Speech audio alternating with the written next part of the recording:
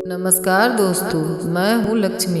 आज मैं आपको पवन पुत्र हनुमान और उनके भक्त से जुड़ी सत्य घटना बताने जा रही हूँ। एक समय की बात है, अयोध्या नगरी के एक पहुँचे हुए संत रामायण कथा सुनाया करते थे। प्रतिदिन प्रवचन करते, कितने ही लोग आते और राम कथा से आनंद विभोर होकर जाते। साधु महाराज का नियम था कि रोज कथा प्रारंभ करने से पहले आइए हनुमंत विराजिए कहकर हनुमान जी का आह्वान करते, फिर प्रवचन करते थे। किसी सरकारी दफ्तर के बड़ा बाबू भी प्रतिदिन कथा सुनने आया करते थे। बड़े बाबू के भक्ति भाव पर एक दिन तर्कशीलता हावी हो गई। उन्हें लगा कि महाराज रोज आइए हनुमंत विराजिए कहते हैं, तो क्या हनुमान जी सचमुच कथा में आते हैं? अंत में बड़ा बाबू ने महाराज जी से पूछ ही डाला कि महाराज, आप तो रामायण की कथा बहुत ही अच्छा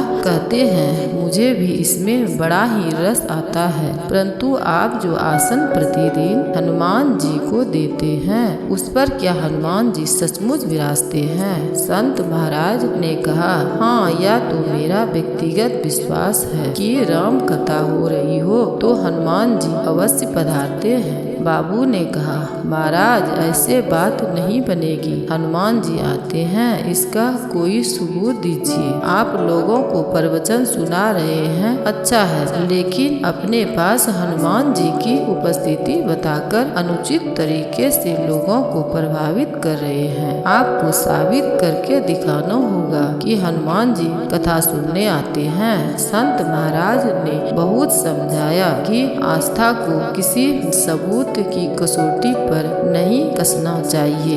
यह तो भक्त और भगवान के बीच का प्रेम है, व्यक्तिगत श्रद्धा का विषय है। लेकिन बड़े बाबू ने एक नहीं माना और कहता ही रहा कि कई दिन से आप दावा करते आ रहे हैं, इसीलिए आपको तो साबित करना ही होगा कि हनुमान जी कथा सुनने आते हैं। इस प्रकार दोनों के बीच वाद विवाद चलता रहा।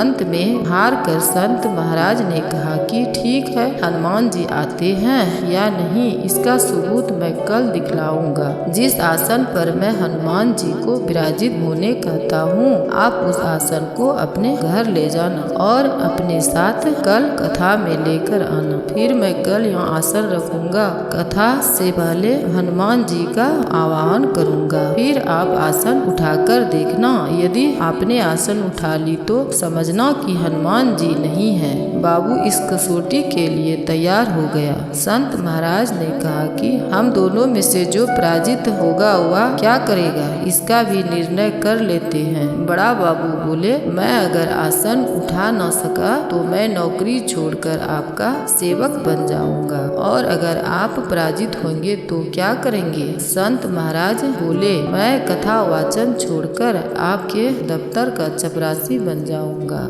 अगले दिन पंडाल में इस बात को लेकर काफी भीड़ जमा हो गई। जो लोग कथा सुनने नहीं भी आते थे वे भी भक्ति, विश्वास और प्रेम की परीक्षा देखने आए। पंडाल भक्तों से खचाखच भर गया, क्योंकि श्रद्धा और विश्वास का जो प्रश्न था। संत महाराज और बड़े बाबू पंडाल में आए। बाबू ने अपने हाथों से आसन रखी। महाराज ने सजल नेत्रों से मंगलाचरण किया और फिर बोले, आइए हनुमंत पधारिए। ऐसा बोलते ही संत की आंखें सजल हो उठी। मन ही मन वे बोले, आज मेरा प्रश्न नहीं, रघुकुल रीति की परंपरा का सवाल है। मैं तो आपका साधारण सा भक्त हूँ, मेरी भक्ति और आस्था की लाज रखना। इसके बाद संत महाराज ने बड़े बाबू से कहा, आइए आसन उठाइए। लोगों की आंखें जम गई। बड़े बाबू खड़े हुए और आसन उठाने के लिए अपना हाथ बढ़ाया, परंतु आसन उठाने की बात तो दूर,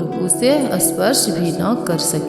उन्होंने बार बार हाथ बढ़ाकर उठाने का प्रयास किया, परंतु असफल रहे। संत महाराज देख रहे थे कि आसन को उठाना तो दूर, वे उस उसे छू भी नहीं पा रहे थे। बाबू पसीने से तरबतर हो गए, संत के चरणों में गिर पड़े और बोले, महाराज धन्य है आप और आपकी भक्ति, मुझे क्षमा करें और मैं अपनी हार स्वीकार करता हूँ। दोस्तों, इस कहानी से हमें यह शिक्षा मिलती है कि श्रद्धा और भक्ति से की गई आराधना में बहुत शक्ति होती है। प्रभु की मूर्ति तो पत्थर की होती है, लेकिन भक्त के भाव से उनमें प्राण प्रतिष्ठा होती है और प्रभु उसमें विराजते हैं। दोस्तों, अगर आपको यह कहानी पसंद आया तो कमेंट में जय श्री राम जरूर लिखिएगा और इस वीडियो को लाइक और शेयर भी करिए। ऐसे ही और वीडियोस देखने के लिए चैनल को सब्सक्राइब करिए। राधे राधे।